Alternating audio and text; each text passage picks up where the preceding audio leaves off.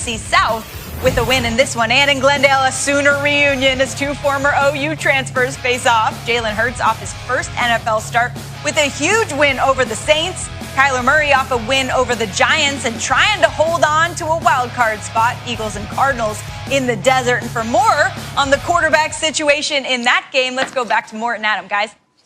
Well, Sam, for the last week to 10 days, we've been asking about what the Philadelphia Eagles are going to do with Carson Wentz, when maybe it should be the other way around, and we should be asking, what is Carson Wentz going to be doing about the Philadelphia Eagles? Because those who know him say he's not entirely happy with being the backup quarterback, and that's not what he'd like to do, Mort, long term.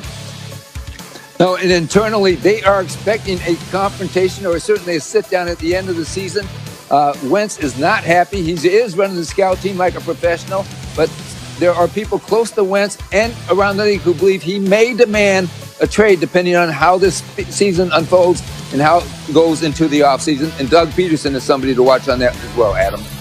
And Mort, with you saying that Carson Wentz could demand a trade, it also bears watching to see how Jalen Hurts, the rookie second-round draft pick, performs today in Arizona. He's already coming off a win in his first start against New Orleans. If he were to keep this up and somehow find an unlikely, improbable way for the Eagles to win the division and get into the playoffs, that would complicate things. It's a problem the Eagles would welcome, but the better he plays, the more complicated the decision comes for the Philadelphia Eagles, Mort. Yeah, and even let's talk about Russell Wilson here. He gets his left tackle, Dwayne Brown, back today, and he's going to need him and then some because they're facing a Washington football team that has probably the best front seven in football, including the player in this year's draft that many regarded as the best, even among the quarterbacks, and that's Chase Young. He does it all. He's a big man. He's living up to the billing, and he and Carolina's Jeremy Chin are in a race for that defensive rookie player of the year. So Russell Wilson has to figure that out. And how about this one? Jason Garrett, unfortunately, down with COVID-19, the offensive coordinator of the Giants. And who steps in to call plays against the Cleveland Browns? It's Freddie Kitchens, the Giants' tight end coach. And it was in 2018 when Kitchens, as a running back coach, took over as offensive coordinator when Todd Haley, offensive coordinator, was fired. And Kitchens, you can make fun of him all you want, but Baker Mayfield, his season with Kitchens calling plays, he had 5-3 record, threw a lot of touchdowns, and kind of set the table and justified many people out him being the number one pick, Adam. Freddie Kitchens calling plays today against the Browns. And Sam. And Sam, I will add this one last note. What got John Dorsey's general manager fired from the Browns was the fact that he picked Kitchens as the head coach over Stephen Stefanski in 2020. Yeah, more, but at least I'll say this. At least he's got some experience calling plays. I mean, that's in this kind of situation with Jason Garrett, that helps a little bit. Look, let's talk about the NFC East race. Washington won 4 straight games to move to the top of the East standings, and our Football Power Index gives them a 70% chance to win the division. The Giants are 1 game behind with 3 weeks left, while the Eagles still have some slim hopes after Jalen Hurts' upset win last week. So let's get to one of those NFC East games. The Browns playing the Giants. This one kind of feels like a little Red River action. Colt McCoy will make his second start for the Giants in place of an injured starter in Daniel Jones. He sprained his left ankle in last week's loss to the Cards. As for Baker Mayfield, he and the Browns coming off a 47-42 loss to the rival Ravens in that great Monday night game. And he had to throw it to get his team back in contention. 343 passing yards in that one. Look, it was a really fun game to watch, but I think it was a big prove-it game for Baker Mayfield, especially when he had to throw the ball to keep it close. Randy, what difference are you seeing in Baker right now? Well, the difference is what we talked about earlier in the season with the two-headed monster in the backfield hiding Baker Mayfield. But you just talked about something. The Monday night performance that Baker Mayfield showed me his growth, and he's ready to lead this franchise. I'll put some plays together to show you of why I'm in all of Baker Mayfield. Man, look at the ball placement. It's fourth quarter, 1:50 to go in the game. Baker Mayfield, be the man that the franchise needs you to be. Ball placement there. Next play, man, the pressure is coming toward Baker Mayfield. 1:44 to go. Baker Mayfield get outside of the pocket, but I want you to keep them chains moving. This was just a week ago on Monday Night Football. Deliver the ball, Baker Mayfield. There you go. And last but not least, they're sending the pressure on first down. Baker Mayfield recognize the coverage, get the ball out. This was a great play by Kareem Hunt right there. So you talking about the growth of Baker Mayfield in such his young career. I've seen it.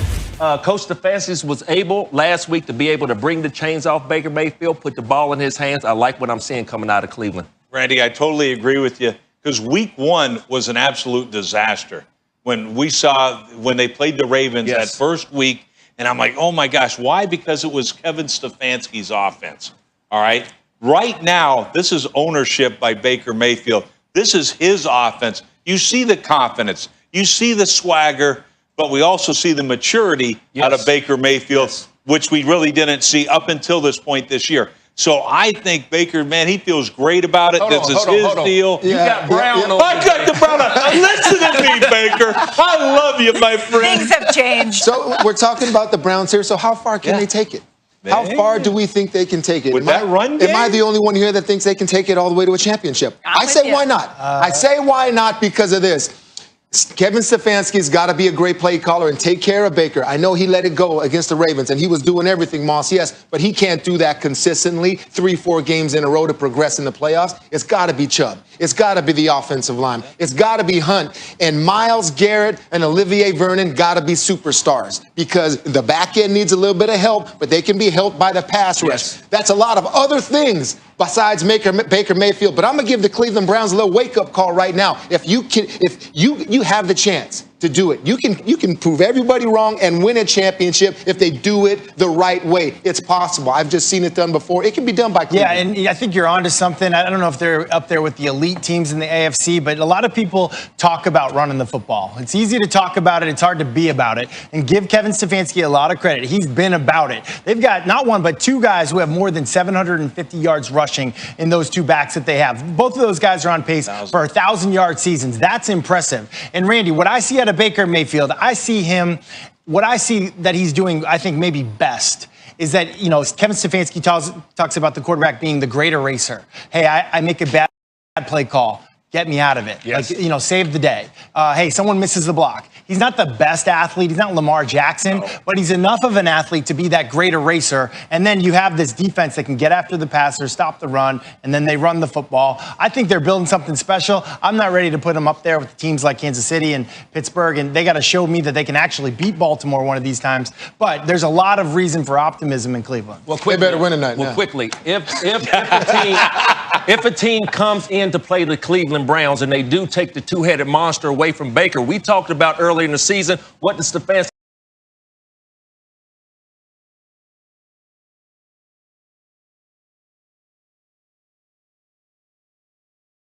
do? Let's get Baker out of the pocket and move him around. But last week, he showed me his growth. Sit in the pocket, evade the rush, step up in the pocket, and deliver the ball to the pass catchers.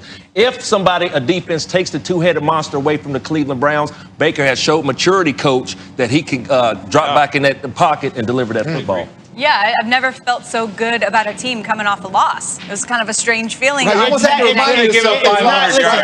a moral victory. I'm just saying the body of work, though. It's hard. It's hard. You're the moral victory guy. It's hard for me.